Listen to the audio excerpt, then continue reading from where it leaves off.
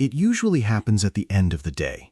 You settle onto the sofa, the room goes quiet, and your dog crosses the floor, turns in a slow circle, and drops down beside you. And then it comes, that long, heavy breath, the big, almost theatrical sigh that seems to say something. Most of us have heard it 1,000 times, and most of us have quietly decided what it means. Maybe you've thought he was bored. Maybe you've laughed and said she was sulking, or being dramatic, or letting you know she'd rather be somewhere else. It's such a human sound that it's almost impossible not to read a human mood into it. But here's the strange thing. That sigh is one of the most familiar sounds your dog makes, and it's also one of the most misread. So tonight, let's actually listen to it. Not the way we usually do, half paying attention while we reach for the remote. Let's slow the moment down and ask a simple question. When your dog lies down beside you and lets out that big breath, what is really going on?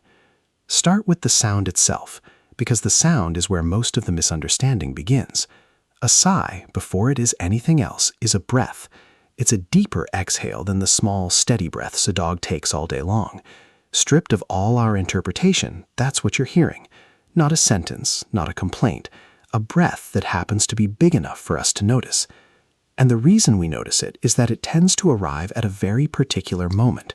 Watch closely the next time, and you'll see the sigh doesn't come out of nowhere. It comes as your dog is changing state. 1 second, the body is upright, holding itself, ready. The next second, the weight goes down, the muscle. The sigh sits right on that hinge, the moment of letting go. That's the part we almost never see, because we're listening instead of watching. Underneath the sound, a whole transition is happening.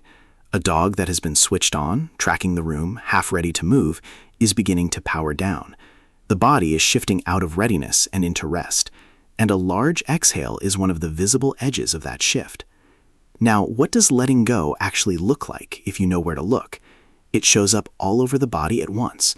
The eyes go soft, the lids get heavy. That hard, scanning stare fades into something drowsy. The jaw loosens. The ears settle into a neutral, easy position instead of pointing and tracking. A crossed paw slides loose. A hip rolls to one side. The dog stops checking the room. That whole cluster, appearing together, is what relaxation genuinely looks like in a dog. And this is the key that unlocks the sigh. The breath itself tells you very little. The breath surrounded by all of those loosening signals tells you a great deal.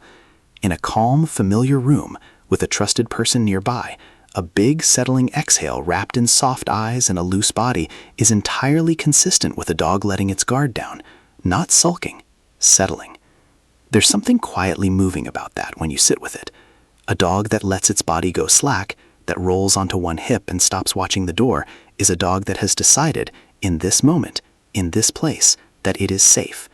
Rest. Researchers who study the dog-human bond have found that many dogs treat a familiar person almost the way a young child treats a parent, as a kind of secure base, a source of safety they can relax around and return to. So when your dog chooses to fall apart into rest right beside you and breathes out that heavy breath as it lands, it may be leaning on exactly that sense of safety. The sigh isn't the message. The trust underneath it is. But here's where we have to be honest and slow down, because this is where easy stories go wrong. Not every big breath means the same thing. The same sound can come from very different places, and if we lock on to one meaning, we stop actually seeing our dog. Think about the flat-faced dogs, a pug, a French bulldog, an English bulldog. Because of the shape of their airways, these dogs simply breathe more loudly than others all the time. What sounds like a dramatic, meaningful sigh in one of these dogs may be nothing more than ordinary breathing. Reading deep emotion into it would be reading the anatomy, not the mood. And there's a serious flip side worth knowing.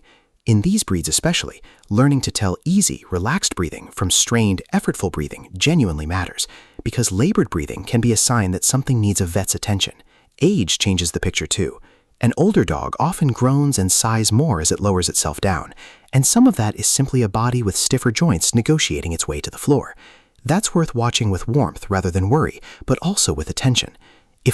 Some dogs over time learn that a big dramatic sigh gets a response, a glance, a soft word, a hand reaching over to stroke them.